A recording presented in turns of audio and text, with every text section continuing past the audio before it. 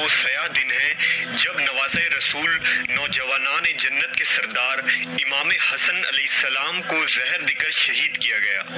آپ کے متعلق خاتم الانبیاء محمد صلی اللہ علیہ وسلم نے پیشن گوئی فرمائی تھی کہ امام حسن کی وجہ سے مسلمانوں کی دو بڑی جماعت میں صلح ہوگی اور اس امت میں ہونے والی فتنہ و فساد اور خانہ جنگی کا امام حسن کے بابرکت ذات کی وجہ سے خاتمہ ہوگا۔ لہٰذا سن 40 ہجری میں امام حسن علیہ السلام خلافت سے دستبردار ہوئے اور امیر معاویہ کو حکومت سونپ کر مسلمانوں کو آپسی لڑائی اور تکرار سے بچایا۔ آپ کی اس عظیم قربانی کی وجہ سے سینکڑوں مسلمانوں کی تلواریں آپس میں ٹکرانے سے بچ گئیں۔ امام حسن علیہ السلام نے امیر معاویہ سے صلح کر کے اپنے نانا محمد الرسول اللہ صلی اللہ علیہ وسلم کی صلح حدیبیہ کی یاد دوبارہ تازہ کی اور تخت و حکومت کو ٹھوکر مار کر مدینہ میں ہی گوشہ نشین ہو گئے۔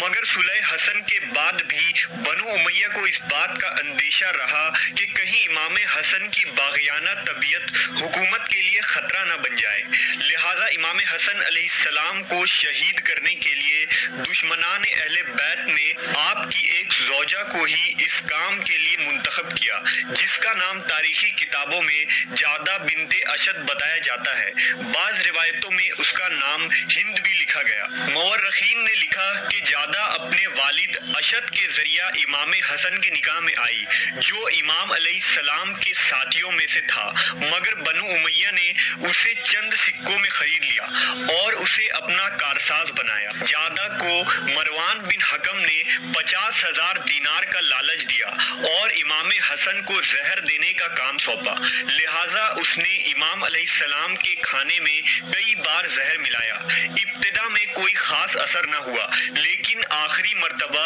زہر نے آپ علیہ السلام کے جگر کو پارا پارا کر دیا۔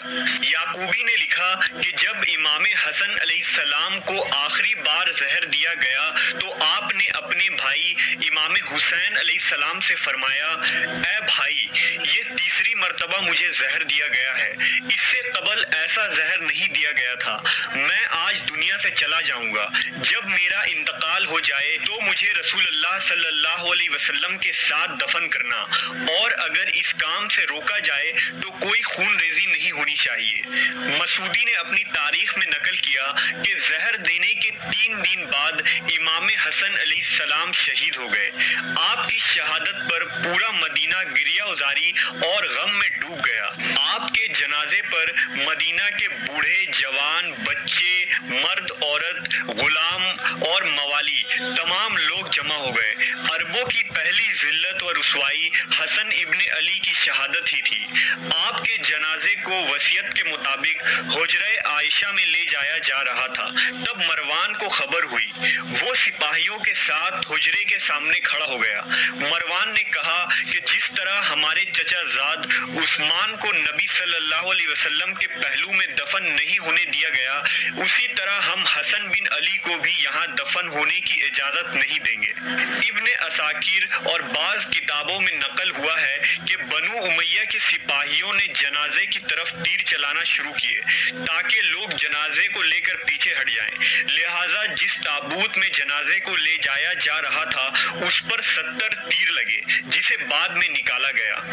مروان اور سپاہیوں نے اسلحہ اٹھا لیا اور لڑائی کا ماحول بن گیا۔ ان قریب یہ جھگڑا خون ریزی میں تبدیل ہو جاتی، لیکن امام حسین علیہ السلام نے کہا، خدا کی قسم، اگر میرے بھائی نے مجھ سے عہد و پیمان نہیں کیا ہوتا کہ خون ریزی نہیں ہونی چاہیے تو تم لوگ دیکھتے کہ تلواریں کیسے تمہاری جانیں لیتی ہیں۔ امام حسن علیہ السلام کی وصیت کے مطابق اس فساد کے خاتمے کے لیے آپ کو بقیع قبرستان میں اپنی دادی فاطمہ بنت اسد کے پہلو میں دفن، اور اس طرح نواسۂ رسول نے اپنی جوانی سے لے کر شہادت تک قربانی